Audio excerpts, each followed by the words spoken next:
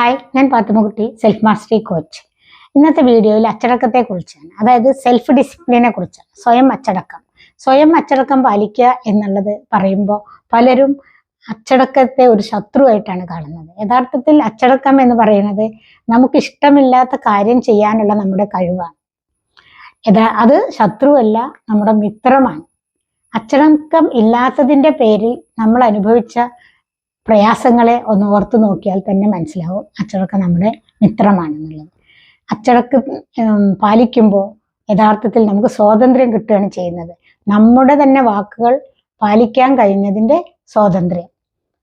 അച്ചടക്കം ശീലിക്കുന്നതിലൂടെ നമുക്ക് കുറച്ച് പ്രയാസങ്ങൾ ഉണ്ടെങ്കിലും തുടർന്നുള്ള നമ്മുടെ ജീവിതത്തിന് അതൊരു വലിയ മുതൽക്കൂട്ടാവും എന്നുള്ളത് ഓർക്കുക. അതുകൊണ്ട് സെൽഫ് ഡിസിപ്ലിൻ പരിശീലിക്കുക. നിങ്ങൾ പരിശീലിക്കാൻ പോകുന്ന ഒരു സെൽഫ് ഡിസിപ്ലിൻ കമൻറ്റിൽ അറിയിക്കുക. ഈ വീഡിയോ ഇഷ്ടമായാൽ ലൈക്ക് ചെയ്യുക, കമൻറ്റ് ചെയ്യുക, ഷെയർ ചെയ്യുക. താങ്ക്